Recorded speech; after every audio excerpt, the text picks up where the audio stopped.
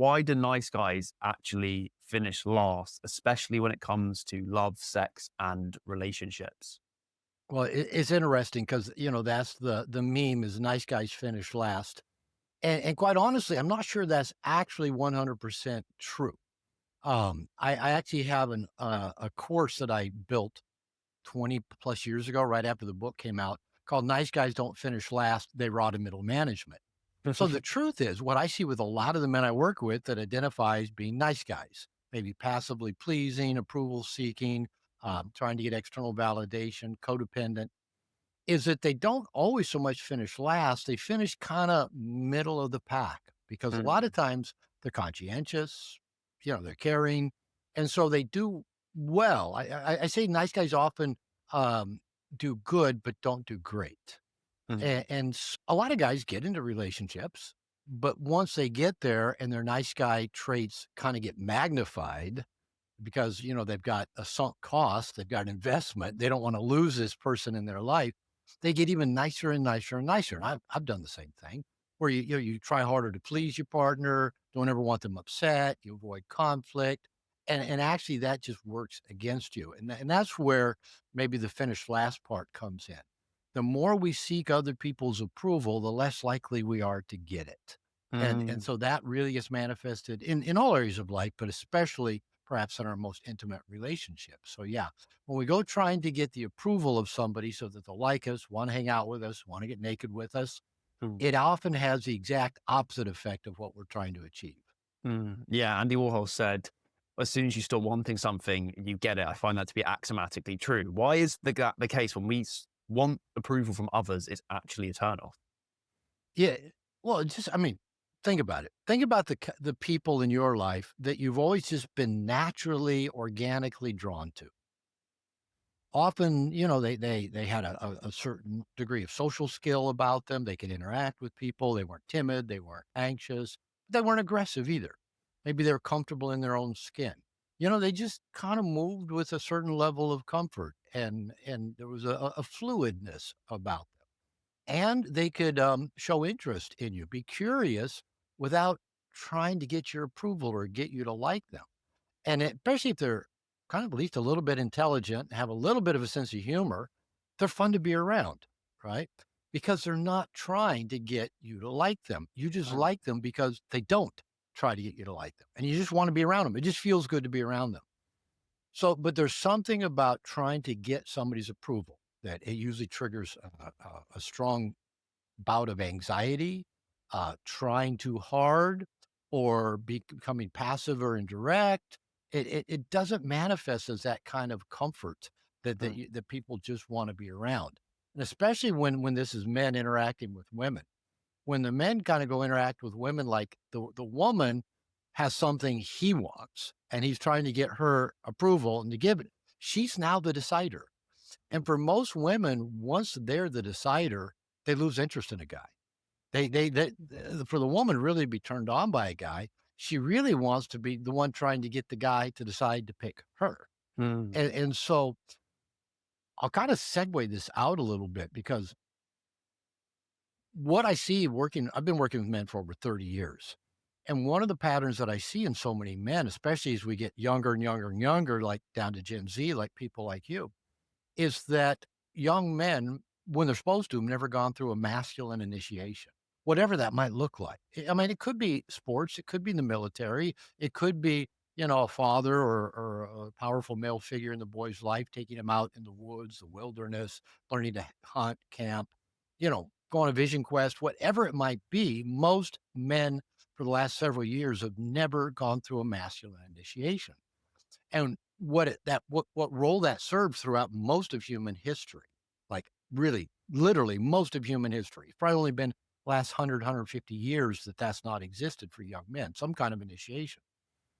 It initiates us into the challenging world of the masculine, gives us the skill sets we need to navigate that world of the masculine and a confidence to know we can do it, and usually a team that has our back or that's working at our side. Once that happens to a young man, he gets that confidence in himself and his capabilities. And now he has something that the women want, right? Mm. Initiated men don't have to pursue or chase women. Initiated men tend to just attract women because of that confidence, a sense of security, a mastery in the way that they interact with the world. And the feminine is just highly turned on by that. So when a man hasn't been initiated and he goes chasing a woman, trying to get her to like him, trying to get her to get naked with him, that's just a big turn off for the woman because the woman doesn't. I heard David Data say one time, what woman would be attracted to a man whose greatest passion is her? Mm. Right? We got to Yeah, have yeah. some other deeper, greater passion in life to attract, let's just say attract the feminine, whatever that might be. Might be women, dogs, cats, babies, money, adventure, opportunity. There's got to be a certain sense of fullness of oneself to attract that. If we're empty and insecure and anxious, we're not going to attract much of anything. Mm. Yeah, if we don't have something else to focus on, we're probably focusing too much on ourselves, and that signals insecurity, which is unattractive, right? Yeah, that focusing on self, usually what happens with most insecure men is they're in their heads. They're Yeah, thinking way too much. Like yeah. for example, when I got divorced in my late 40s and got out into, the single dating world for the first time really in my adult life, um, I didn't know really where to start. So, I started reading stuff, watching stuff, listening stuff, but mainly I just went out and I just got out and became a social animal. Mm. And I was bold and I'd take risks. And when I started having success dating women, which surprised me because I never had that as a young man, um, my male clients said, Robert, teach us. Tell us what you're doing. I said, well, I'm not a dating guru. And they said, but it's whatever you're doing is working. And so I would try to break that down. And so, for example, by the way, guys love techniques. They love just, Mm. tell me what to do. I'll go do it. Right. Yeah, yeah. We become geeks with techniques. I watched this on a YouTube video. I'm going to go try it with every woman I meet. And so I would try to, avoid giving guys techniques, but more principles to guide them. Now, one of them that's really pretty popular, I call it the 3 T's. So I tell men, touch, tease, and tell. When you're interacting with a woman, touch her, lean into her, kind of bump up against her, take her hand and lead her somewhere, put your hand on the small of her back, touch her and tell her what to do. Come here, come on over here, stand up, turn around. Let me look at this. Hey, give me your number. I'm going to tell her what to do and tease her, be playful with her, have fun, make up a nickname for her. Now, what happens is guys want to turn all those into techniques. Give me the touch technique, give me the tell technique, give me the tease technique. And I said, no, all I want you to do is to remember those things are important and don't censor those out. Mm. Because, like, for example, when I'll talk with guys about being playful and teasing with a woman. Now, it's not telling her jokes. It's just, speaking the obvious or being playful. And guys will say, "Well, I'm not funny. I can't ever think of anything funny to say." And I'll go, "I know you. You actually are very funny. You have a very dry wit."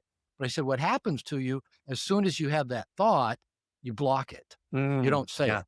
Or if you do say it, you waited too long." No, you're right. Yeah, so I tell men, blurt, act on impulse. If it's on the tip of your brain, say it. If you have that impulse, do it. If you want to take her hand, take her hand. If you want to lean in, lean in. But what happens when men get insecure and anxious, they're thinking too much. Oh, Mm. what if she doesn't like that? Oh, what if she's got a boyfriend around the corner and he comes and beats me up? What if she, posts something on social media? What if I get accused of this? What? And so there's so much in their heads. Who wants to get close to that? Mm. And so they're just radiating anxiety.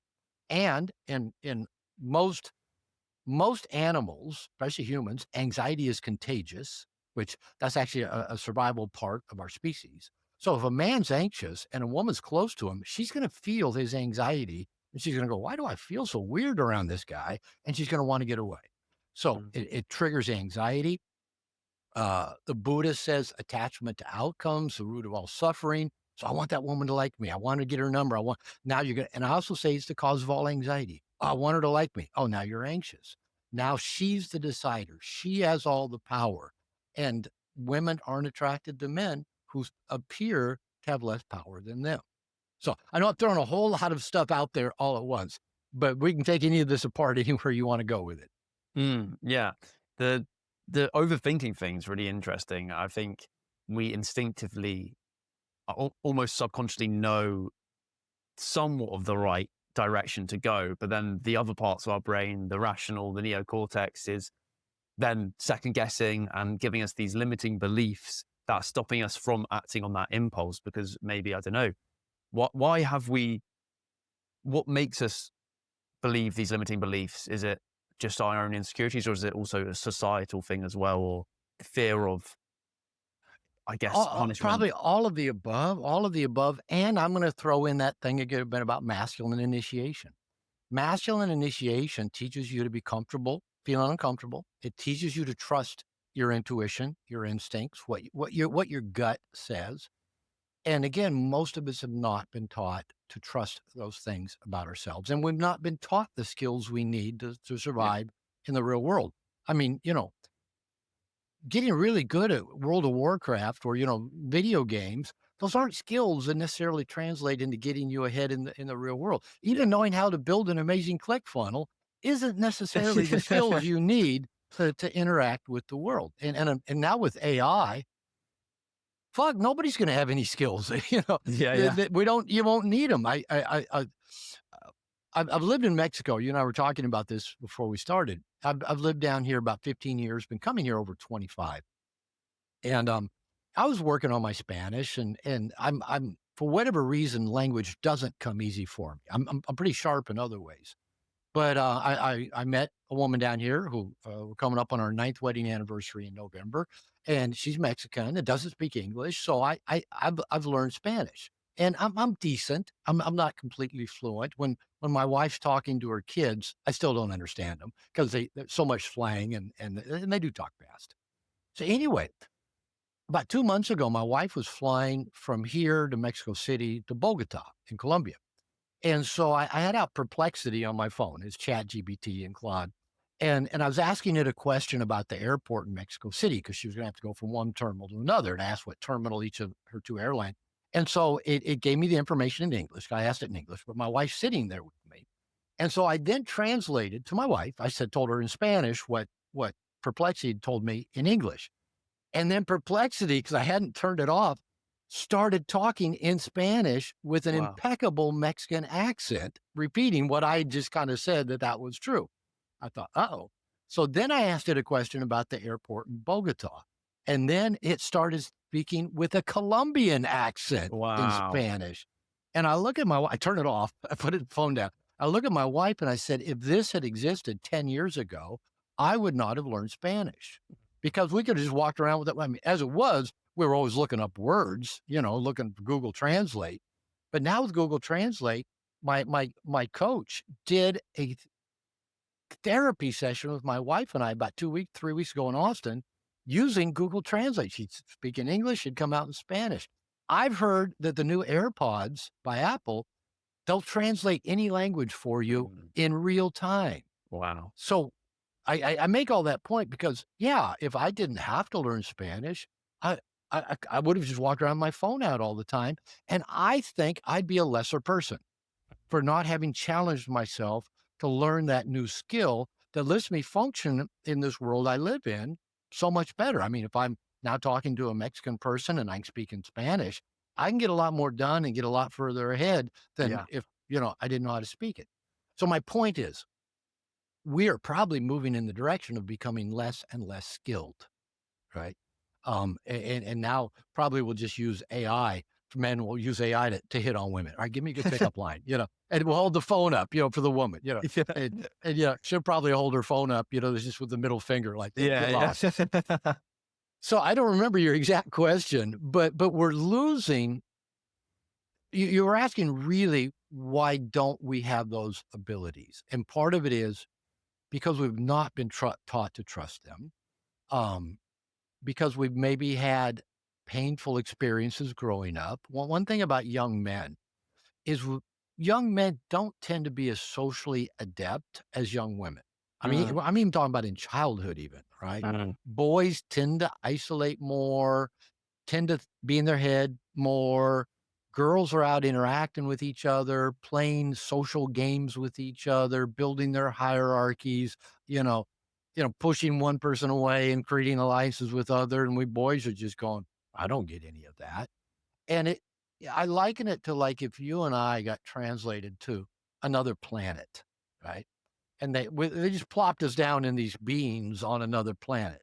And we did not know the language, did not know the social customs. And they said, go mate. Yeah. Go find somebody to Yeah. mate with. We'd have no clue of how that even worked. Yeah. That's really how most boys, most young men feel around women. When it's time to mate, when their body says, go mate, we go, I don't even know where to start. I Yeah. don't know how to talk to them. I don't know how to interact with them.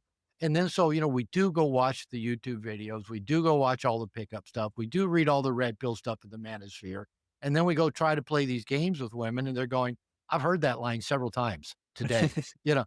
Yeah. And so a lot of that does have to do with our self-limiting beliefs, Mhm. our view of ourself in the world, not having been initiated, not having confidence in our skill set.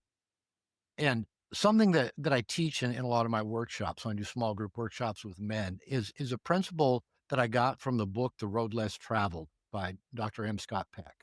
Most young adults haven't heard of the book. I mean, we got all these other, books that have come out over the last however many years.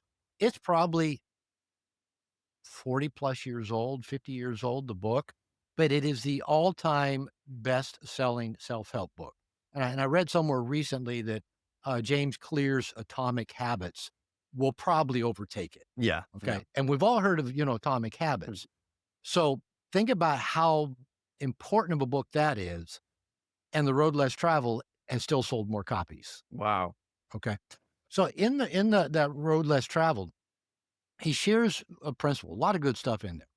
But one of the principles is that as children, little children, like just babies, 2 days old, 2 weeks old, 2 months, 2 years old, if our parents were sufficiently getting their own needs met, so their buckets were full, they were attentive to us, not hovering, not helicopter, like a lot of parents nowadays, or some parents, but just attentive, noticing what do we need and paying attention to those needs. And Scott Peck says if our parents met our needs in a timely and judicious fashion, and I add to that consistent because I think that's important. Yeah. Yeah. So if a parent meets a child's needs from day one, gives the child what they need when they need it in judicious amounts and with consistency, Scott Peck, Dr. Peck says that a child will internalize an emotional belief. Now, not words, not pictures, but emotions stored up in a very primal part of our brain down here called the amygdala.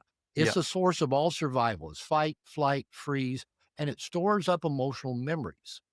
And what happens if we get our needs met in those timely, judicious, consistent ways? We internalize the following beliefs, according to Dr. Peck. And that is, I'm lovable, my needs are important, and the world is like my family. Mm. Okay. So can you imagine if that is your machine language, your operating language, your used to be called your DOS, right? That's running underneath all the apps. The apps all run on top of it. Your machine language when you go to kindergarten for the first day, and your machine language is, I'm lovable. My needs are important.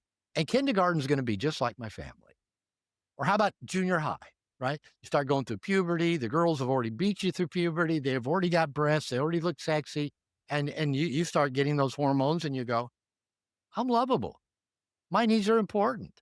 And junior high girls are going to be just like my family, right? Or as a young adult, you get out in the world, maybe your first job, or you decide to travel the world or build your first click funnel or whatever. And you still believe your operating language is I'm lovable, my needs are important, and the world's like my family. And what if that's gotten reinforced because the way you interacted with the world from that sense of belief actually invited that from the world, right? Because the world is always going to be as we believe it to be. Yeah. Yeah. Yeah. I don't know if I agree with Joe Dispenza or the whole law of attraction or even Think and Grow Rich, that if you just think it, imagine it, you can pick the quantum field. Maybe that's true. I just don't know. But I do know from a psychological point of view, based on confirmation bias, the world will always look like what we believe it to be. Right. Mm. So, for example, if you're a red pill dude and you believe that all women are hypergamous and they're all just looking for the next guy to trade up, you're going to see that. Mm. But if you don't believe that women are hypergamous and that women can be attracted to a lot of different features in a guy, you'll see that. Or if you're a black pill dude and you think, oh, you have to have sex or you have to have what is it? Looks, status, and money. Yeah, to yeah. get the best women? If that's your belief, guess what? Everywhere you're gonna look, you're gonna see the guys with looks, status, and money with the hottest, cutest women. But what you won't notice is there'll be short, chubby guys with attractive women too. You won't even see that because it doesn't fit your world paradigm. Yeah. Yeah. So whatever you believe the world to be, you'll be. So if you believe you're lovable, if you believe your needs are important, and then you will go out and assume the world's going to be just like your family. But what if our needs did not get met in childhood, infancy, in timely, judicious, and consistent ways? It's all on a spectrum, but we're gonna be at the other end of the spectrum that I'm not lovable. Mm. My needs aren't particularly important. Everybody else's needs are more important than mine. And the world's just like my family. Now, we're going to throw in one more thing into this mix. If, as little children, our parents used us to meet their needs in some way, right? Whether our parents needed us to make good grades so they'll feel good, like they're good Mhm. parents, or like me. My son and stepson were both really good in sports, whether it be American football, baseball, basketball. I'd be sitting in the stands watching the game and go, that's my son. Yeah, that's me using my son because it made me feel good about myself. My mother used me to take care of her emotional needs, right? To be different from my father. Now, what happens to a child if they're used by their parents to meet the parents' needs? The child will internalize another belief system besides, I'm not lovable, my needs aren't important. They also come to believe I'm not good enough. That Mhm. gets stored in their emotional operating system too, because no child is capable of meeting the needs of an adult, being good enough, present enough, giving enough to meet the needs of an adult. But the child will believe I should be able to make mom happy and make her quit crying. I should be able to make good enough grades that dad won't yell at me. I should, but then so you internalize you're not good enough. So can you imagine going to kindergarten, believing I'm not lovable, my needs aren't important, I'm not good enough, and kindergarten's going to be just like my family. Junior high, I'm not lovable. My needs aren't important. I'm not good enough. And all the junior high girls are going to see that. And that just gets perpetuated. The more that world gets reinforced to be true, the more we believe it's true beyond a shadow of a doubt. So then what do we do? Well, if those cheesy pickup lines don't work, we just quit trying. We'll Mhm. just stay home, play video games, smoke dope, jerk off to porn, whatever, because why try? Why Mm. try? Because that's our belief system, and we've never had anybody help us understand those are inaccurately internalized beliefs, and it takes a lot of work actually to get those out of that emotional operating system. Now, the good news is, at least I believe this to be true. I believe even though our minds are not as plastic and absorbent as they were as little children, I believe is as adults, if we consciously work to get our needs met in timely and judicious ways, we can actually begin to overwrite and rewrite that old programming Yeah. that says, I'm not good enough. My needs aren't important. I'm not lovable. And so I know for me and a lot of men I've worked with, the more I've worked in making my needs a priority, like I get to bed on time. I get enough sleep every Mm. night. Right. I wore Aura Ring for years to track the sleep. I found the ways to get enough sleep. Just before this call, I was at the gym, here in Puerto Vallarta where it's hot and humid, an unair conditioned gym, right? Getting my sweat on. I exercise. I have a nutrition coach. I track macros. Mm. I spend time with friends. I'm flying to Australia this weekend. I went camping for 3 weeks just a month or so ago. I really work at filling my bucket and making my needs a priority. And the more I do that, I'm less needy. Yeah. I feel lovable. I feel like my needs are important. I feel like I'm good enough. And that seems to attract. I mean, like I said, I go to the gym with my wife. My wife's a gym rat. She's been working out since she's 15. She can kick my ass. I mean, she's done Muay Thai and kickboxing, and she can out squat me. Probably she can double my squat. And we'll go to the gym. And like, I'm 69. I'll be 70 in a couple months. And I'm in the gym and, these young women in their 20s are strutting by me, kind of walking by like this, strutting, kind of pulling up their shorts a little bit as they Yeah. walk Yeah. by, hiking them up. And my wife, she'll get done. She goes, Did you see that woman walking in front of you? I go, yeah, I saw it. Yeah, she goes, "Oh, I don't like that." I go, okay, Yeah. and she's a jealous Latina. So the point is, I'm almost 70, and without even trying, women still try to get my attention. Mm, Right? My wife points it out whenever she notices them trying to get my attention, and she's right. They do, mm, right? And I'm not even trying to get their attention. So my point is, if we can fill our buckets and get the coaching we need, the mentoring we need, the nourishing we need, the guidance we need as men, doesn't matter if you're 21, 41, 61, if we can get that from other men, we'll be able to start penetrating women in the world in a very powerful way. But just trying to figure out to do it on our own, that's usually where most of us men go wrong. We try to, we think we should already know how to do everything, right? We shouldn't have to ask questions. We should already be confident, but that's not how it works. We've always needed other men to help level us up, to sharpen us, to support us, to hold us accountable. And so I'm kind of going around the world these days preaching, we men need other men yeah. to have the kind of life that you're asking me about. How do we get there? We do it with the help of other men. Mm. And why has that not been the case for the last 100, 150 years? Like you said, why has that initiation process stopped?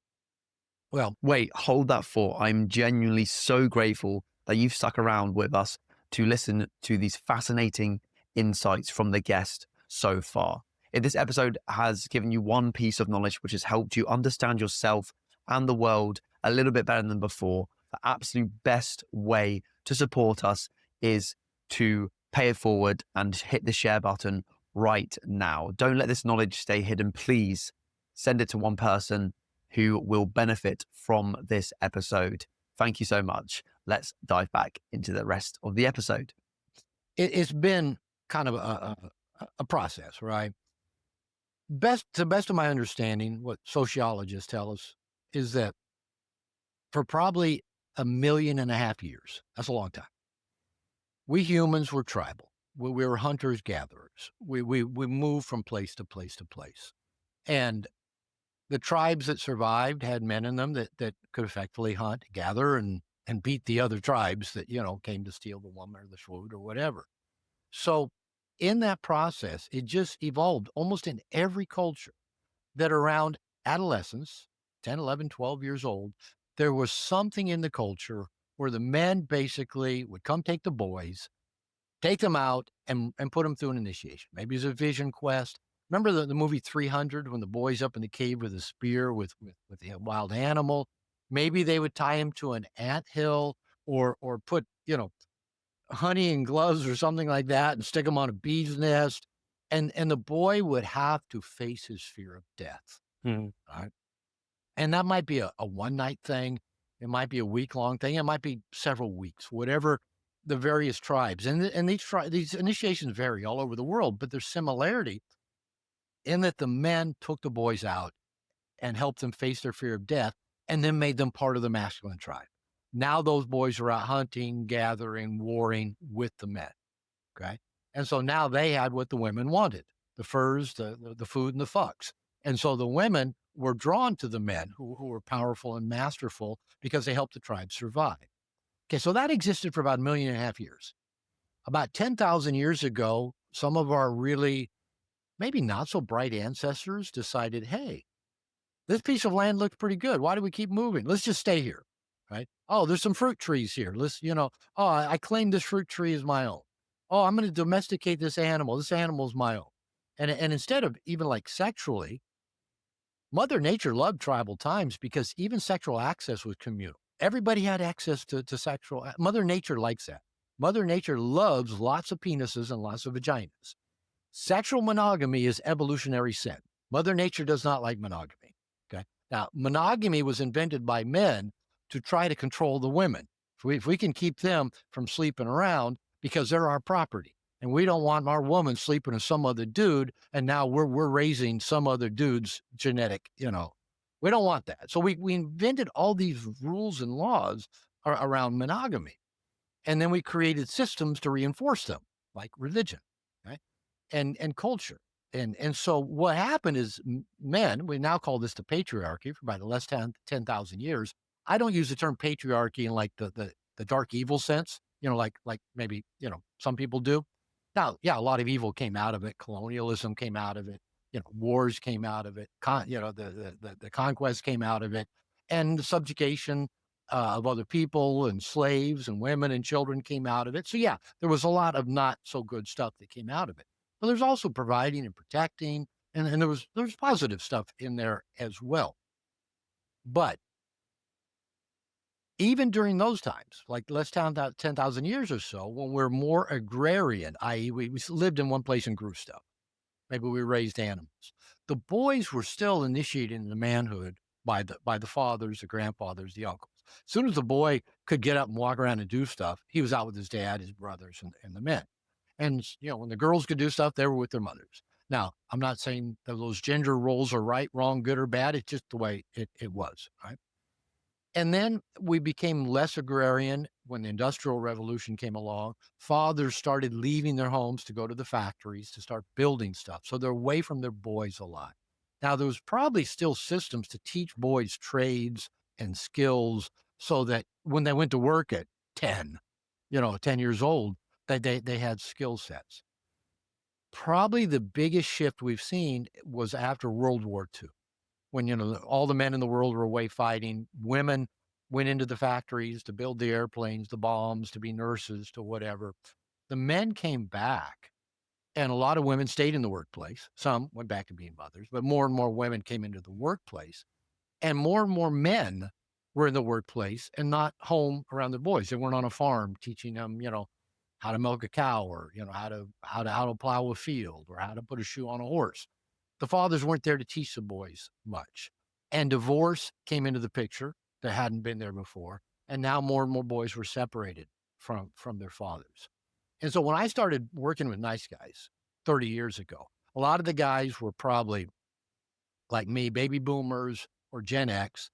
And a lot of guys grew up not feeling connected to their dads. Either their parents were divorced, dad worked all the time, or dad was addicted or abusive.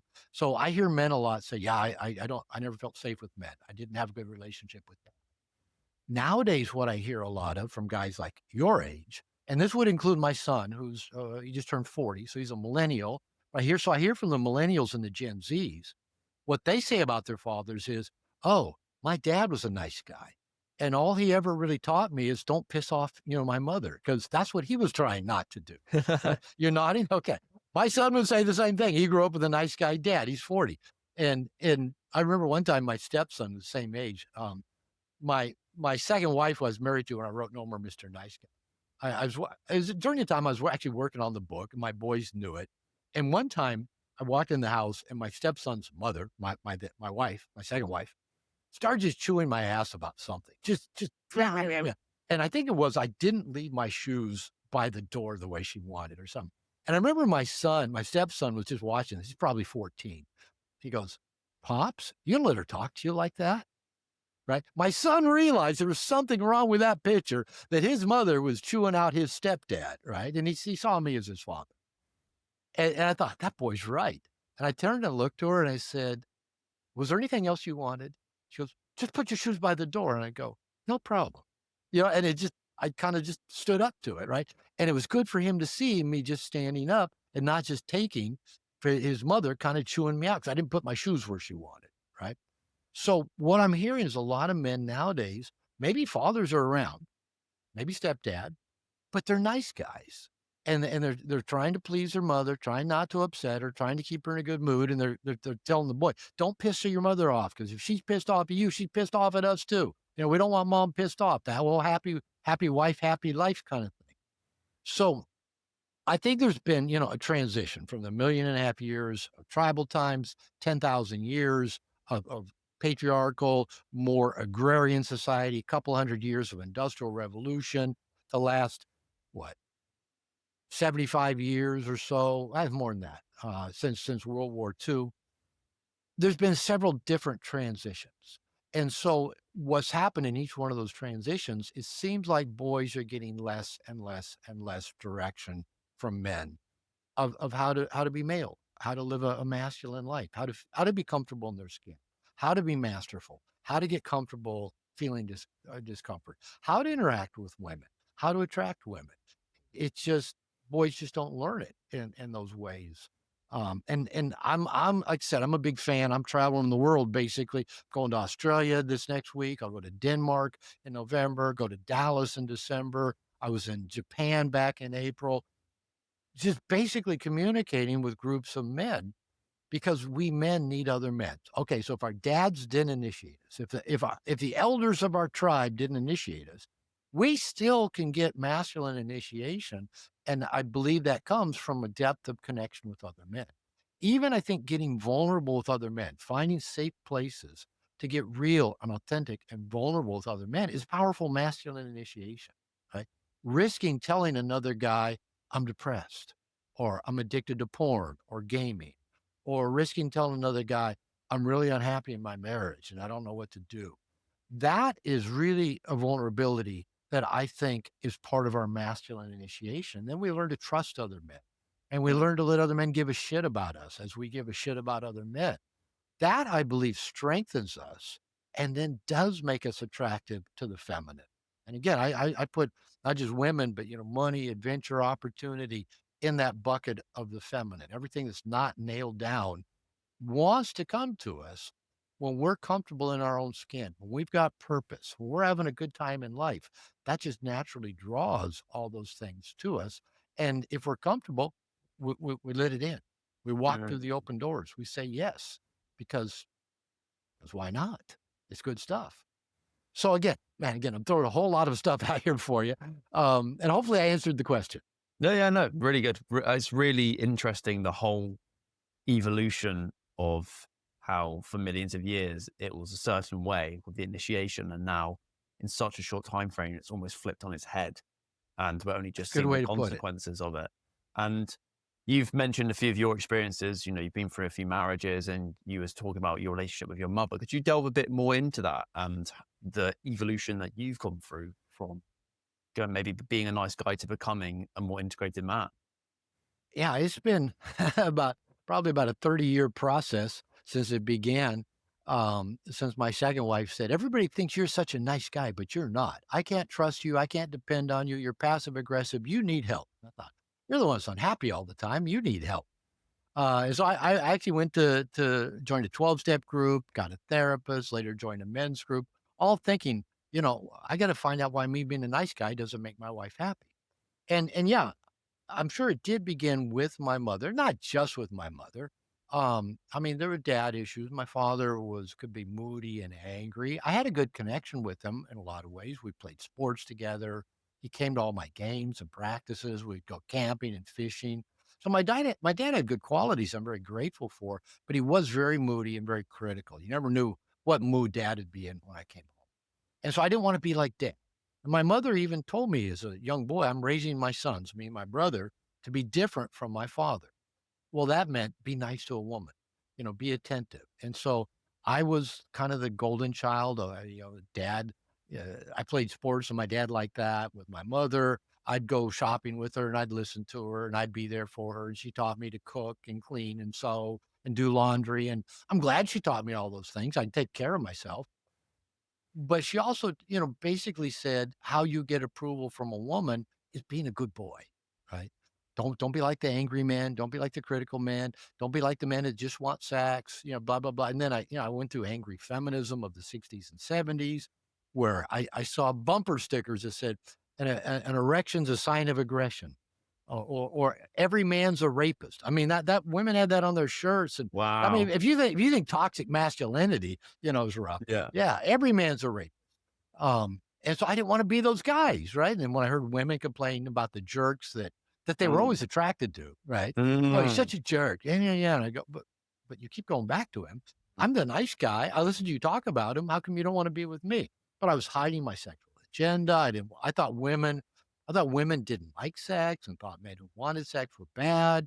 And so I hid that from them. And so, yeah, and if I did get a girlfriend, I'd hang on to her forever because I didn't know if I'd ever get another one. I was a terrible ender. My first 2 wives, I mean, both good women in their own way. Both had a lot of good characteristics about them. But truth is, I should not have dated either one of them more than 2 dates. But Mm. in both cases, well, she liked me, she wanted to hang out with me, and before long, we were having sex, and, "Oh, okay, I can't leave." And so I was married for 25 years to my first 2 wives, should not have dated either one of them 2 dates. Now, my first wife's the mother of my son. I'm grateful for her, she's a good person. Second wife, I'm grateful for because I wrote No More Mr. Nice Guy while I was in that marriage. And so I mean, I learned a lot in those processes, but it wasn't really till I went and got into a 12-step group that was all men, got into a men's group dealing with sexual shame, and really started connecting with men that my life really started changing. And yeah, again, that's when I wrote No More Mr. Nice Guy. And, I'm still in men's programs. I still have coaches.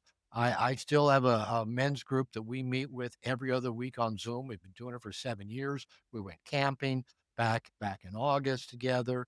And again, I travel the world speaking at men's events.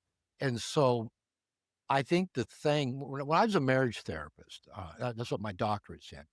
I would tell the men who came to me with their wives or girlfriends for therapy, I'd say the best thing you can do is to have good same-sex relationships. Because Mhm. most men, if they do have good guy friends, they tend to kinda let them go once they get in a relationship because 'cause we're trying so hard to please the woman, Yeah. or we're busy, we don't wanna say, "Hey, I'm going away for a weekend with my buddies." "Well, why? Why are you doing that? What am I gonna do?" Or, what so we guys just quit we kinda let go of our buddies, and that's the worst thing that we can do. And, so I just keep teaching and preaching. If you want an amazing relationship with an amazing woman, I believe it begins with good guy friends and Mm. spending time with those guy friends, not just having a friend that, you get on Zoom or you call, every 6 months or a year. Actually, weekly spending time with men, daily, ideally, spending time with men. Because going back to our ancestors did not spend much time with women. Now, I'm not saying Mm. that's good or bad, it's just the reality. So, the way we've evolved as humans is we men evolved to spend the majority of our time with other men. Not with women. Nowadays, guys just guys your age, I've noticed don't really grow up all that much pairing off boyfriend and girlfriend. You guys go out in groups together, Mm. right? And you might have a girl you like in that group, and there, girls might have a guy, but you're out in groups. And in the workplace, yeah, of course, there's just as many women as there are men. And so men's institutions have kind of disappeared. And even all studies have shown boys do better educationally if they're in all boys schools. Boys don't do well when they're in school with girls for a number of different reasons. But unfortunately, most of the institution where men used to go be with men, whether it's in the tribe, whether it's on the farm, whether it's in the factory, whether it's in the military, whether it's in the Rotary or the Kiwanis or some other, those don't either they don't exist anymore or, they're co-ed. It's men and women. And again, I'm not preaching against that, but I am saying men still need their guy friends. There's a do you ever watch, Saturday Night Live? Not a lot, no. Probably not a lot. It comes on probably, 4 o'clock in the morning where you live. I don't watch it much either, but there's a clip. You can go on YouTube and watch it. And I think it's called, like, Guy Park. And it's like a dog park, where people take their dogs to socialize and interact. And in this, I mean, they did a really beautiful job with this. What happens? A woman comes home from work, and her boyfriend or husband has been home all day, on the computer, maybe he works from home, whatever, but totally socially isolated. She comes home and all he wants to talk about is Vin Diesel this or this thing or that thing. And she's just not interested because he hasn't talked to anybody all day and he's just been on the internet. And then so she's talking to a girlfriend whose boyfriend or husband is the exact same way. They go, "Have you heard about Guy Park?" And they take them and they show the guys in the park learning to like throw a frisbee to each other or kind of bumping shoulders with each other, kind of not knowing really how to interact. And then maybe they kind of get in a tussle with each other because just like in dog park, right? Where the dogs learn how to socially. And then finally the guys kind of they connect with each other and give each other a hug. And the two women are watching and go, "Oh, isn't that nice?" They're learning to be social. And then they go, one of the women says, maybe they really do have it harder than we do. And both women look at each other. No, I didn't say that. You know, Yeah. and so it was really so spot on that that we men just we need that social interaction. The women in our lives, if we have a woman in our life, they need us to have that social Mm, interaction. My second wife used to tell me, when I'd come home from like going on a baseball road trip with my buddies, we'd go away for a weekend to go watch baseball somewhere. I'd come back, and my second wife, who really wanted to have sex with me, I'd come home and she goes, I'm really a lot more attracted to you when you've been away for a little while. I mm, was out with guys, and I came home and I was more attracted. My wife, present wife now, Lupita, was telling me just the other day, I went to Tampa a couple months ago to hang out with some guys I met in Japan who wanted me to come do a live interview with them. And so I went out to dinner 3 or 4 times, just 4 or 5 guys, and we went to the gym together. We just guy time. And, I'm sending pictures back to my wife, and she told me later she was talking to my stepson who's 20.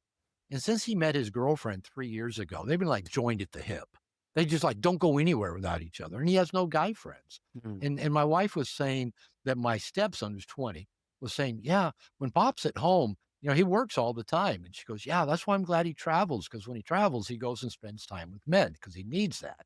I think mm, she was telling me that because she was like kind of preaching to my son about it. You need to be with guys. Just watch your dad. I'm his stepdad. But watch Poppy. He's out there connecting with men. You need that too. You need to get away from that girl that you're with mm, all the time. And the funny thing is, my wife used to ask him, "Why do you let that woman control you? You shouldn't let that woman control you." And I'm sitting here watching, going, how did he learn to let a woman control him?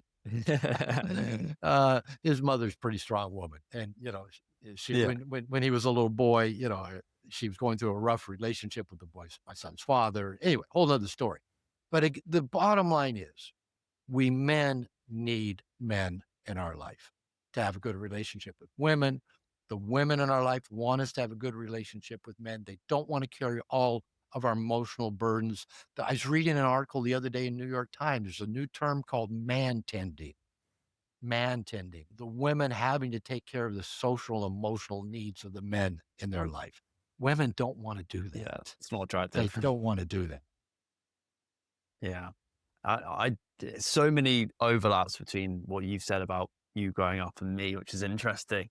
Um, Speaking about the all boys thing, I went to an all boys school and I probably was good in the long run, but during like that period of like 12 to 16, I was like petrified of girls. Like they were like an alien species because Oh, I just everybody is. wouldn't see them. Yeah, yeah, yeah. Every boy is. Yeah. I mean, adult men, when I tell women, if I'm on an airplane or something or talking to a woman and, "Oh, what do you do?" "Well, yeah, I teach men about relationships." "Oh, what do you teach them?" Right? "Yeah, yeah, I teach them, I teach 'em married men or single guys." And they go, "Well, can I ask you a question?" And women will go, how come, like, if I'm talking to a guy and, like, or I'm seeing across the room, I smile at him, I look at him, I pay, make eye contact with him. How come he won't walk across the room and talk to me?" They go, Mm, "Because you scare us." And they go, "Why?" I go, "Because you're scary." And they go, "Well, I mean, I'm talking to the guy, we're having a good conversation, and I touch his arm a lot, and I lean into him, and I smile, and I laugh at his jokes, and then, like, we talk, and then he, like, reaches out his hand and says, 'Nice to meet you,' and walks away. Why doesn't he ask me for my number?" And I go, "Because you scared us." And they go, "Why?" "Because you're scary." And they go, "We're not scary." And I go, "Yeah, you are, right? Yeah, you are." So I don't care if you're 14 or 44. Most of us guys are scared of women. And again, for good reason. When we were little boys, our caregivers were all women. We had to have their approval to survive. Now, like I said, in most cultures, around 12, the man took us away from them. mm, So we quit needing women's approval. But most of us, because we didn't get initiated, at 44, we're still seeking women's approval, still trying to get them to like us and make them happy and not upset them. Kind of the golden rule of masculinity nowadays: don't piss off the woman.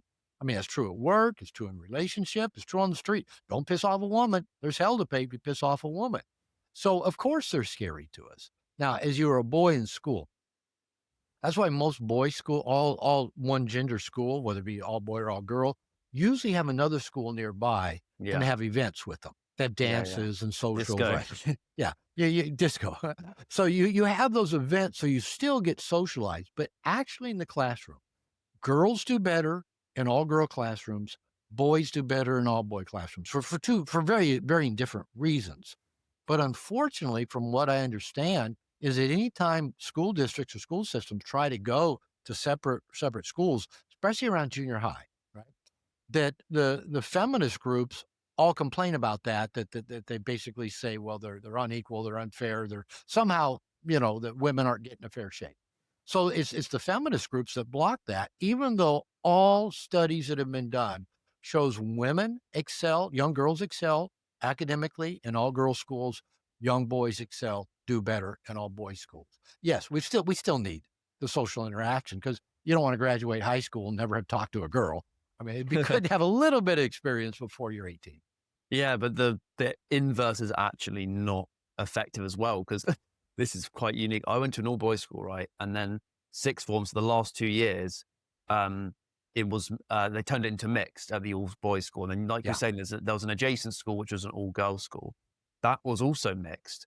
I went from the all boys school to the all girls school mixed sixth form, which Okay. was an like very interesting experience. I mean, it didn't Well, help. tell me what was that like? What are some of your memories and takeaways of that? Well, I remember feeling definitely more anxious, Okay. and I actually became more feminine. My hair became longer. I started wearing like bracelets and necklaces, and like adapted myself to that female group What's wrong dynamic. with bracelets and No, no, necklaces, nothing's right? wrong with that. No, no, no, no, no, nothing's wrong with that. It's just before I wasn't doing that, Yeah. and I was maybe dressing up a bit more feminine and acting more feminine and being in touch with my feminine side. But Sure. I was probably I was trying to I thought, "Oh, if I'm like this, then girls will like me." But what ended up happening was the opposite. I was overthinking more and more anxious with myself and Yeah. ruminating more than before at the boys' school. And it had the inverse effect of what I thought it would do. And yeah, it took a while to That get makes over that. sense. Well, and again, it's I think it's always been well, I was gonna say it's always been a challenge for men to meet women. But let me put it in this context.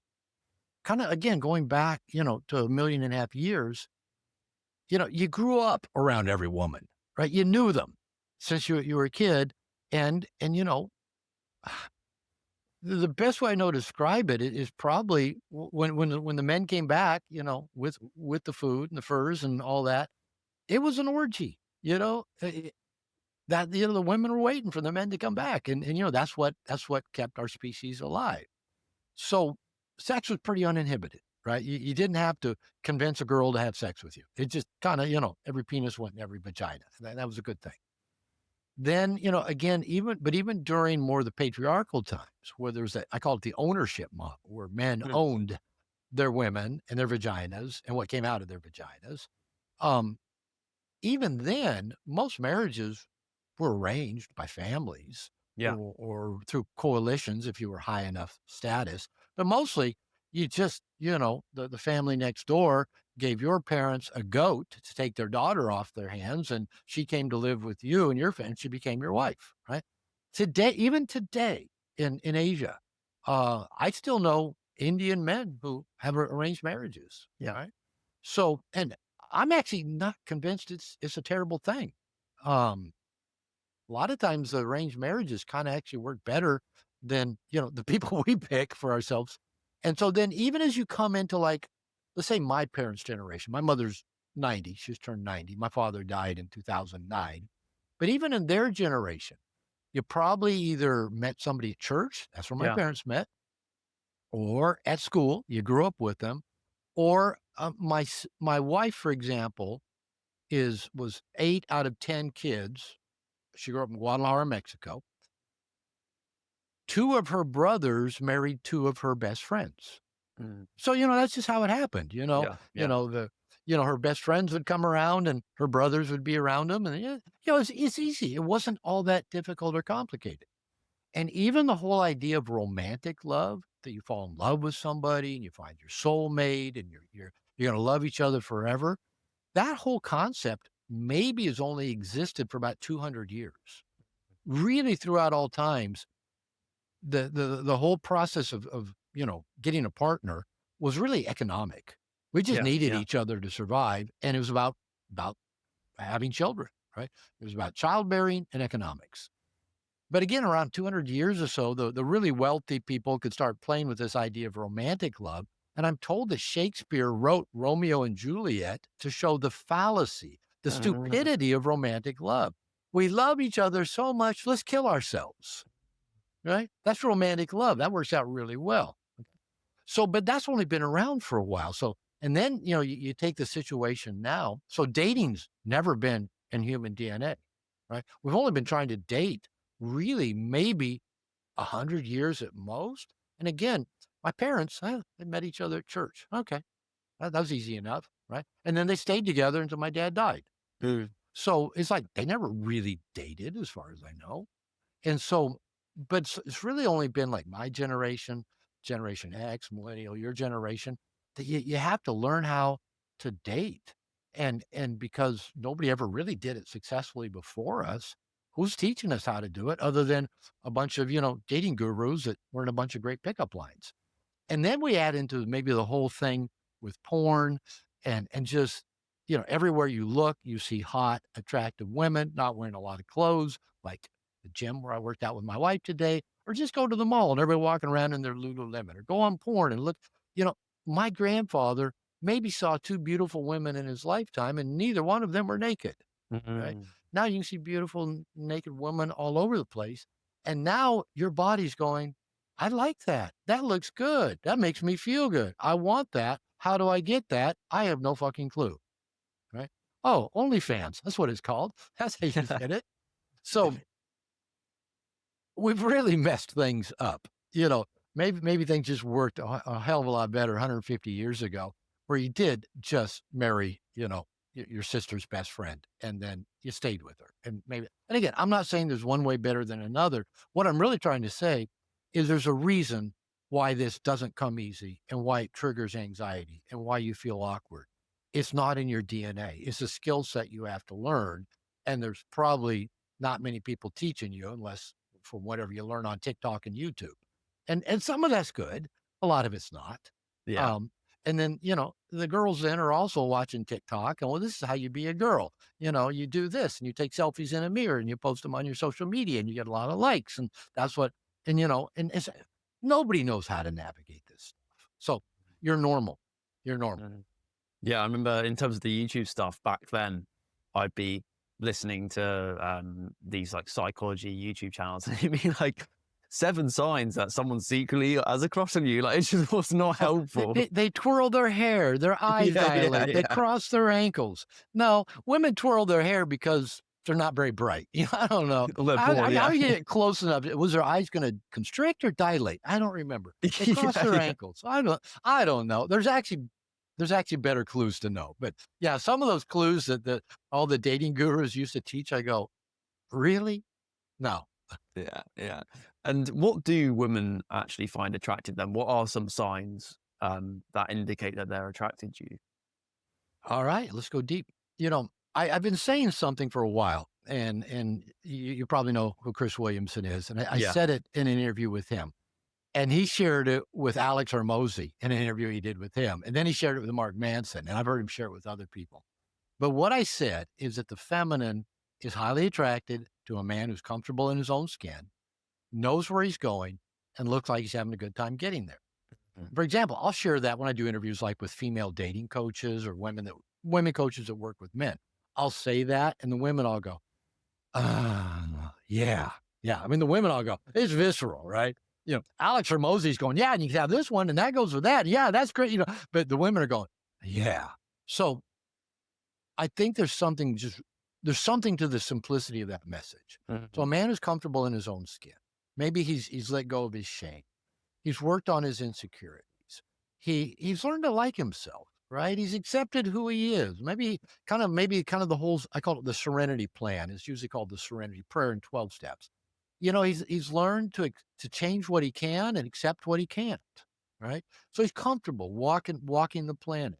He knows where he's going. He's got a sense of purpose, a sense of passion. He knows he's making a difference in the world, whether that's getting to the gym regularly Mm. or building his business or showing up at his job. He's got purpose. And he's having a good time, right? He's happy. He's got his bros. He's got his guy friends. He's got adventure in his world, and he's walking through open doors, and he's having adventure. That is highly attractive to the feminine. And again, female dating coaches go, "Whoa," Chris Williamson keeps spreading it, making it go viral. And I'm gonna say this again, just like when I used to come back in my second marriage from hanging out on a road trip with the guys, and my wife would say, "I'm more attracted to you." Number one, you go away, but two, when you're with men, and then you come Mm. back with that energy. I was about 6, 7 years ago, I went to this men's retreat in a men's program that I joined. It was my first year in it. I was in it for several years. We went to the Netherlands, and we're out in a retreat center in the middle of nowhere. So, like with 50 guys just doing deep embodiment work. And this retreat center was, I don't remember if it was vegan or vegetarian, but there was no meat and not a lot of protein and a lot of carbs. I gained weight. And so we came back to Amsterdam, and at one night, about 12 of us went to an Argentinian steakhouse. We just needed meat, Yeah, right? yeah. And so we're in this Argentinian steak. There's 12 of us guys sitting outside at a long table. The owner was taking good care of us. We had a waitress just for our table. He was bringing out good wines for us, and we were having a good time eating a lot of steak. And everywhere around us, I'd be pointing out to the guys with me, "Look, that woman's showing signals of interest." "No, you're making that up." "Well, that woman too." "No, you're making that. You're drunk, Robert." "No, I'm not drunk, actually. These women are showing high interest." And what I was trying to communicate we just spent like 5 or 6 days in a group, all with men, doing deep work with each other, embodiment work, and we were radiating a masculine energy, a polarity Mhm. that was turning on everything feminine around us. And the guys around me just thought I was making it up. And I'd say, like, there was a woman sitting over there, was at a table with about like 3 couples at the table, and she's sitting across from a man. I don't know if it was her date or her boyfriend or whatever, but she actually turned her back to us, but she was sitting on her chair and she kinda hunched a hip up. And I said, "Look, that woman's sending signals of openness and availability." And the guy's going, "No, she has her back turned to us." I go, "Yes, but she's jutting the hip." And this is something I learned from my wife. She said, "That woman's flirting with you." And I go, "What?" "She's jutting her hip." I go, "What's that?" "Well, it's primate behavior. Mm. Primates jut a hip when they say, 'I'm available,' right? And we're primates." And so this woman, they're all, "No, no, no, you're crazy." And I go, "Well, the woman, the waitress, she's probably 20, 22." I said, "The waitress, she just really vibing on being around all this." "No, no, no, she's just doing her job." I said, "I'll be right back." I went in, told the waitress, I said, "Give me your number. I'm gonna call you." That's all I said. She wrote her personal number down on a card and gave it to me. I walked that back, said, "Here's her number." "How'd you get that?" I told her to give it to me. And she just wrote it down and gave it. "Really? You didn't do any of this?" I go, "No, I'm trying to tell you that door was already open. I didn't have to go do anything to open the door. I just had to walk through it." Then we went out. I was with maybe 4 or 5 of us. We went to a bar in there in Amsterdam, and it was still pretty early, and so there wasn't a lot of people in there, but there was a live band playing, and I was with a buddy of mine, and he had a backpack on, and he was real kinda geeky looking, but I noticed 2 young women standing side by side, just right behind us, a little bit to our side, and I noticed corner of my eye, they're kinda just standing there moving to the music, they each had a drink in their hand. We're the only 2 guys standing out there, weren't hardly anybody, but they were right behind us, Mm. and I told my buddy, "John, back up a step. Let's back up a step." So we did to where now they were kinda to our side or slightly in front. And then they just slowly kinda moved to where they were both standing right in front of us, right? And, where we can't miss them, right? And, they had a drink in their hand, and they're kinda moving their bodies around, and they'll kinda look back a little bit. And I said, "John, those women want our attention. I mean, our energy is just they're open." And he goes, "You're making that up. I mean, they're young." I go, "Yeah, but they're there." "I don't believe you." And I said, "Okay." I said, "Take your phone out. Tap one of them on the shoulder and say, 'Which one of you is the best photographer? Why don't you take a picture of my buddy and I?'" He did, and they both just, like, lit up and go, "Oh, I will, I will," and then took the picture, and then they go, "Where are you guys from?" They started the conversation, and I just said, "John, I'm gonna go get a drink." And I walked over to the bar and left him with them. these guys didn't believe me, but what I kept trying to say, we we we're we're radiating masculine energy, and the women are showing signals of availability, and most men are just fucking oblivious to it. Yeah. We don't know what to look, and honestly, I didn't for many, many years. It wasn't really probably till I was in my 50s that I started really noticing those signals, and it may be a woman just walking in front of you several more times than necessary. Mm. It might be the waitress who bends over and gives you the cleavage shot. Yeah, I always thought, "Oh, she doesn't know that we can look up her shirt when she leans over and reaches it." And women tell me, "Uh-huh, she knows it." Yeah, women aren't dumb. They Yeah. know you can see all the way up and you can tell what kind of bra they have on or if they're not wearing a bra. They know, right? Or when the woman leans into you or laughs or the hip jut or smiling, making eye Mm. contact. It really is relatively simple and animalistic and primate, but the problem is is subtle, and we Yes. men don't Yes. get subtlety, right? Either we're not taught to look for it, or we think it must be for somebody else, not us. Who's she really looking at? Or we think we're gonna get it wrong, and if we do approach, she's gonna go, "Why are you talking to me?" Or throw a drink in our face, or her boyfriend's gonna come beat us up. These are the fears that guys have. Yeah. Even though I've never yet talked to anybody that's gotten beat up by somebody's boyfriend or got a drink thrown in their face. So nobody teaches us how to recognize those signals of attraction. Women have taught me. Women just right and left go, that woman's flirting with you. That woman's coming on to you. Really? What woman? How do you know that? And it's taken women to point it out to me and spell it out because no man ever taught that to me. Mm-mm. Right. And when I try to teach it to men, they go, oh, you're making that up. That can't be true. And what we wait for is the woman to put up a billboard that says, hey, Dick, ask me for my phone number. Right. Yeah. We want them to be that blatant, but they're not wired to be that blatant. Yeah. And really, the women that are that blatant kind of scare me, right? Mm. I would rather have the subtlety because what she's really saying is take the lead, take action, approach, the door's open, just walk through it. Um, one of my coaches posted on a signal thread with a bunch of other coaches, my coach training program.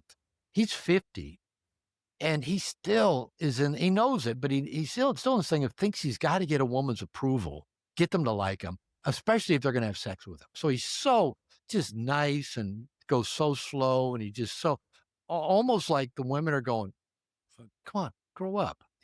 I'm not your mother. And so he posted something the other day. He met a woman on the beach where he lives and, got his nerve up, talked to her, got a number. And, and then there was something, I can't remember what it was. I think, but then so the guys online were kind of coaching him how to go a little darker. But then there was one, I think it might have been, I don't know, the same woman or a different woman. He said something about they were doing something. I don't know if they were dancing or whatever, and she got all sweaty. And apparently he had another T-shirt, and he gave it to her to wear his T-shirt. She's all sweaty, and she said, "Well, I'll get it back to you later." And so he said, "Oh," he said, "I'm going to text her and say, oh, if you wash it and fold it for me, you can come in my hot tub or something." I go, "No, no, no. Just text her that, you want the T-shirt back and you want it smelling like her." Mm. And she wrote back, and she says, "Well, I don't smell like all lavender and flowers." So she bit, right? The door's open, right? And then she goes, "I'll bring it over Monday night. I have this program I go to, but I'll be done at 7. I don't know how late you stay up." I mean, the door's open, Yeah. Yeah. right? I'm bringing my shirt back. It's your shirt. It smells like me. I don't know how late you stay up.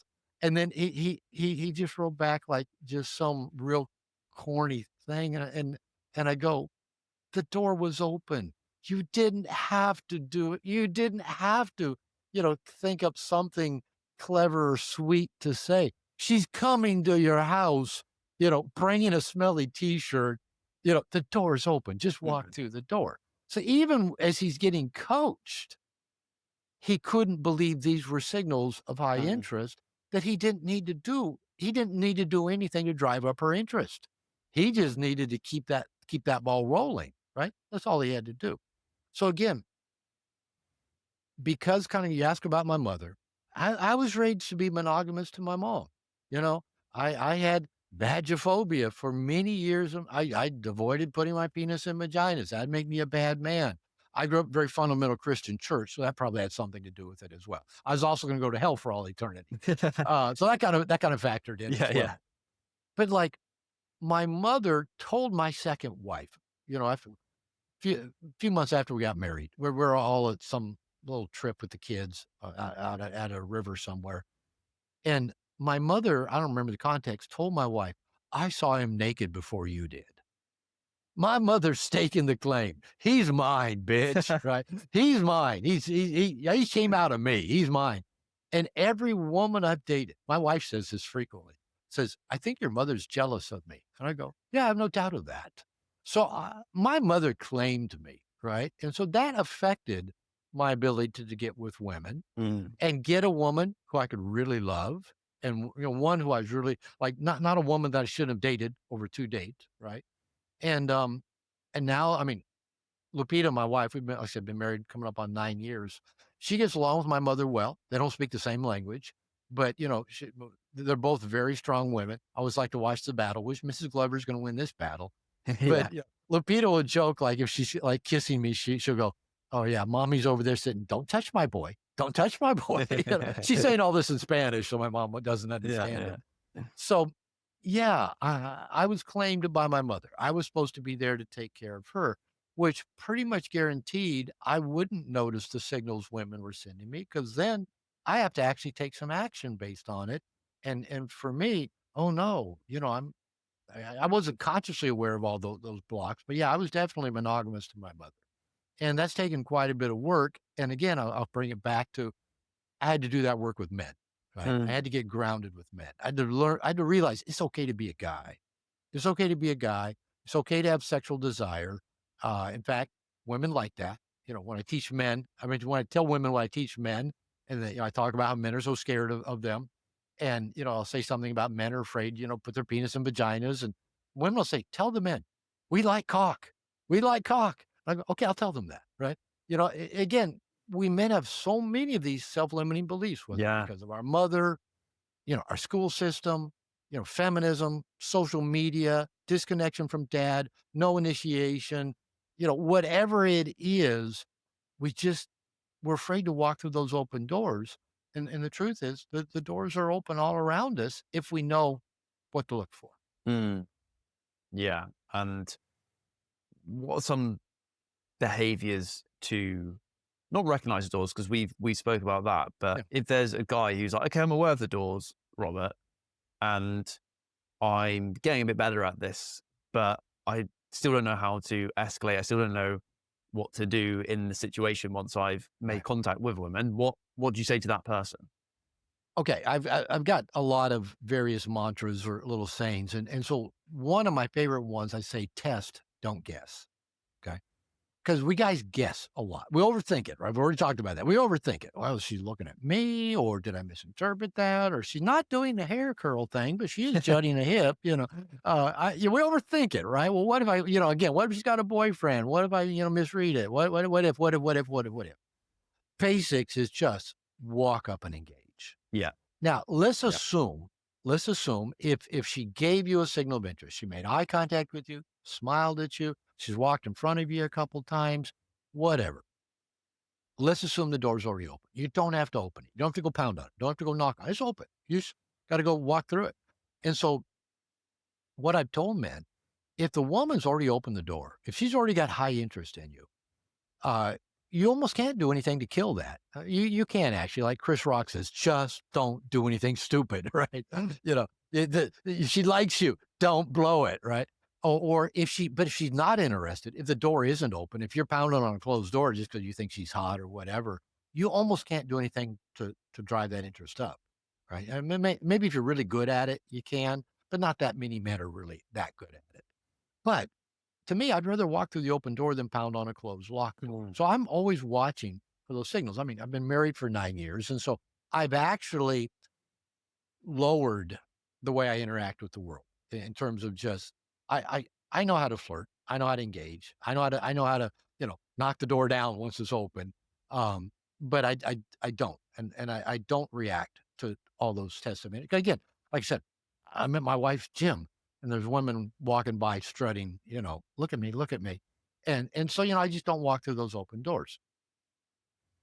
But I know how to amp them up. But I didn't learn until like in my 50s, right? So take action. That is the number one thing.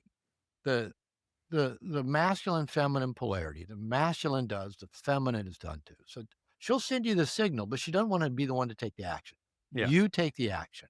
And so the tests don't guess. One of the things that I kind of developed just through trial and error is something that I call testing for interest. And it has 3 levels.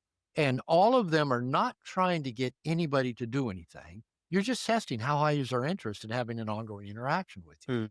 Level 1 is just social pleasantry. You're not trying to do anything. And this could be anybody just standing next to you in a line at a coffee shop or on a bus or airplane. Just how's your day going so far? Or they got shopping bags, been shopping. Just social pleasantry. That's all. And if they show high interest, they'll go, "Oh yeah, been out shopping and I got some cool stuff." I've had women start taking stuff out of their bag and show. I had one woman take the lingerie out of her bag and show me. I'm just sitting at a bar or a restaurant going, "Oh, you've been shopping?" "Yeah, I was going buying some lingerie today, and I got her number." The door was open. "Look at this lingerie I bought." She didn't know me from anybody. I'm just sitting next to her at a bar, right? So social pleasantry. How's your day going so far? You know, in an elevator. How's your day going so far? High interest is, "Hey, it's going great. It's off to a great start. How about you?" If it's reciprocal at all, that's high interest. Yeah. Now that may only last 15 seconds, 30 seconds, but that's okay. Low interest is, they go, "Oh, fine," and they go back to looking at their phone, right? Or you say, "Been shopping?" They go, "Yeah." Or you say, "What's good here?" "I don't know." Or "What's good here?" "Oh, my favorite is, da, da, da." So it's really simple. It's either high or low interest. Okay. From there, it can organically go to level 2 testing. Now, you don't try to make it. It'll just, sometimes you just kind of start a conversation and it just takes off, right? Yeah. Some shared interest, some mutual connection, some, something you guys, whatever. It could be you and another guy, right? Could be you and a woman, could be you and a kid, could be you and an adult. Doesn't matter. There's some connection that just happens organically. You don't try to make that happen. And again, that will often just last a minute or 2 or 3. And then, nice to meet you. Good to talk to you. Have a great day. That's all it is. Level 3 testing, that if there seems to be some connection, some chemistry between you and the other person, and if you have an interest in perhaps seeing them again, you want to test how high is their perceived interest in continuing the interaction. Again, I've met most of my guy friends. Especially when I was single, this is how I met my guy friends. I'm in a coffee shop, or at the gym. But I had a golden rule. If I saw a guy at the gym more than twice, I had to introduce myself to him. And That's so I'd good. make friends that way, right? And so level 3 is where you require something of them. Might be a phone number. Might say, "Hey, I got an idea. Let's go do such and such." And high interest is, "Yeah, I'd love to do that. Let's go." Or, "Here's my number." And if the woman spells her name along with it, that's a good sign, right? Now, if you say, "Hey, give me your number. I got a plan." And she go, I'm really busy these days," or, "I've got a boyfriend." Low interest. Doesn't Mm. matter if it's true or not. It's low interest. No Yeah. harm, no foul. If you say, a guy, "Hey, I got tickets to this game next week. Come join me." I don't know. I probably can't get away." Okay, low interest. No worries. If the guy says, "I'm in," all right, give me your number. High interest. So test, don't guess. So the Mhm. woman sends you a signal.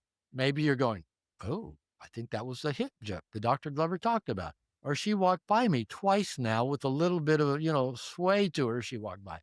Or she kind of looked my way." All right. Walk over and, just say, "Hey, what's your story?" You know, that's a good enough line. "What's your story?" Or even just say, "What's your name?" I try to have them tell me their name before I give them my name. Say, "What's your name?" It's a little bit more of a test to see, how engaged they are. I'd even, if you're like in a bar or something, I'm not big for bars and clubs and stuff, but if you are, just say, "Hey, buy me a drink." There's the tell, the touch, tease, and tell. And it's a high test of interest. She goes, "I'm supposed to buy you a drink?" You say, "Yeah, well, then make it a game. All right, let's play a little game to see who buys the first drink." Or you say, "Tell you what, you buy the first drink, I'll buy the rest of them for the rest of the night." I mean, so you're testing. Does she want to Mm. spend the rest of the night hanging out with you? Right. So just do things to test, and it'll either be high or low. Don't overthink it. "Well, was that maybe that's a medium lift?" No, no, no. There's no medium. Right. Yeah. It's high, it's low. High interest is, yeah. You say, "Buy me a drink." You go, "What do you have?" She takes your credit card out. Or low interest is what? No, I'm not buying you a drink. What kind of, no. So low interest. Okay. Okay. No harm, no foul. Move on. But that level 3 has to be a bold enough test that the reaction to it is equally bold so that you're clear. So I'll give you just a quick example. This years ago. I was in a coffee shop on my laptop, and I used to spend a lot of time hanging out in coffee shops.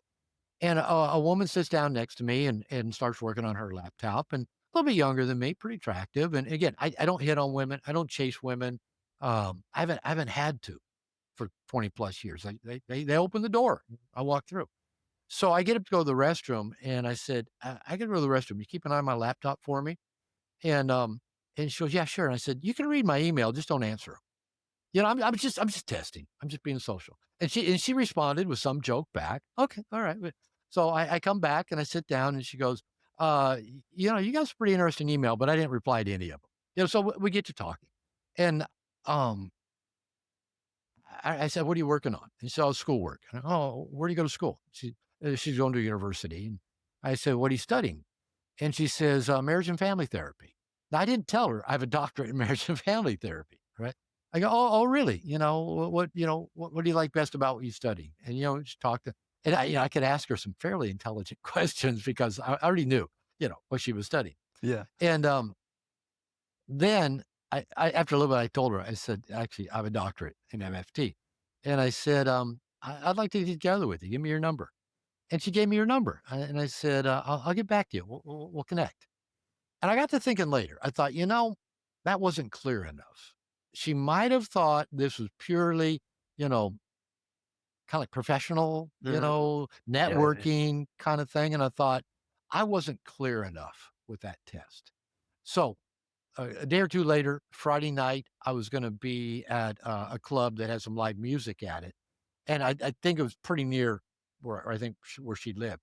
And I sent her a text message and I said, hey, I'm going to be at this club Friday night. Going to go listen to some live music. Come join me. So this was clearly more of a date, not a professional networking time, right? Club, Friday night, live music. And she said, oh, I'd love to, but it's my boyfriend's birthday. All the information I needed. Yeah, yeah, And yeah. she was actually very kind in giving me that information. She got that I was testing for Mhm. her availability. She understood. And most women, if they're not available, they'll give you a pretty clear answer Yeah, that they're yeah, yeah. not, right?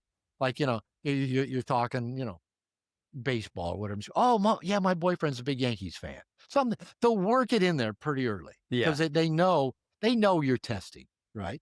And so they'll help you out most of the time. Most of the time, Mm. I've gotten women's numbers and gone on dates and found out later they had boyfriends. So Wow. they don't always let you know, but usually the good women will let you know. So Yeah. test, don't guess. Take an action.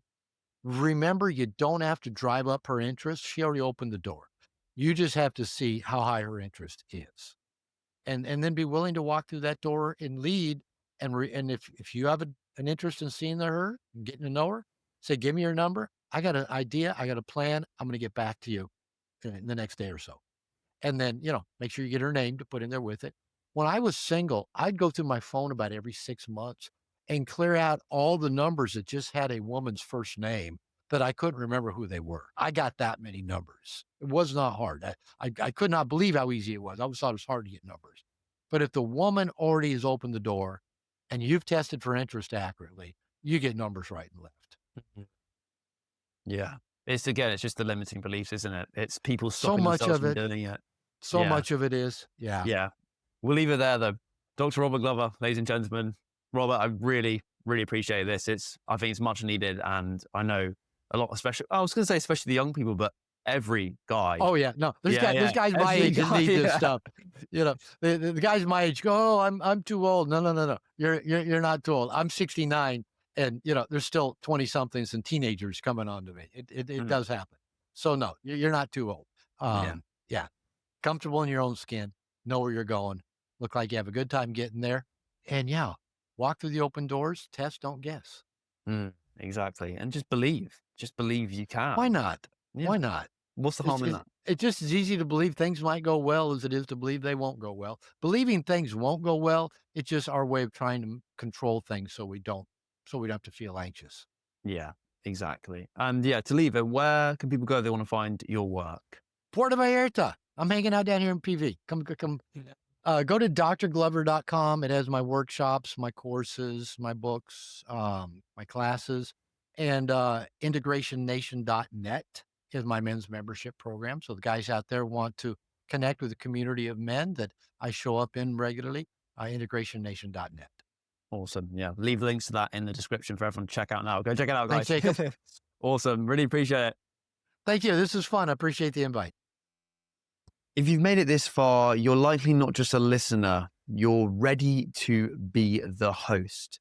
You felt that sense of intimacy and connection with our guest today, and you would like to get the same on your own show and start your own dream show. But you're worried about landing dream guests and all the complications and the mess that is often spoken about when starting your own podcast from scratch. You think starting a podcast requires a huge budget and a whole team, right? That is absolute nonsense.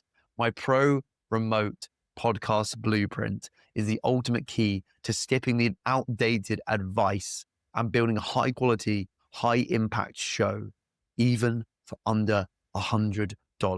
It provides the proven strategies and AI templates that I use to this day that you will be able to use to reclaim your time and creative control. And this is a strictly limited opportunity. Don't dilly-dally because there's limited spaces. We've already got one student, Rob, who's joined. That means there's only a couple more spaces to get the Pro Remote Podcast Blueprint course half price. And you need to act very, very fast because this is a limited offer and you're very, very early. So if you want to get the early bird discount like Rob has and get the results by watching the course, I go through the exact step-by-step blueprint that I use to this day to create these episodes that you've just watched and get to the success and become Europe's fastest growing under 21 podcaster, and also join live weekly calls with me and use the AI templates and email templates that I use every single day to get the results and just get all my secrets without getting any of the mistakes and failures that I've made, then top link in the description is for you. And if you're ready to launch your own show and get personalized one-to-one help from me and copy my blueprint, which no other podcaster has shared, then I'll see you there. I'm rooting for you. Goodbye. Hope you enjoyed the episode too.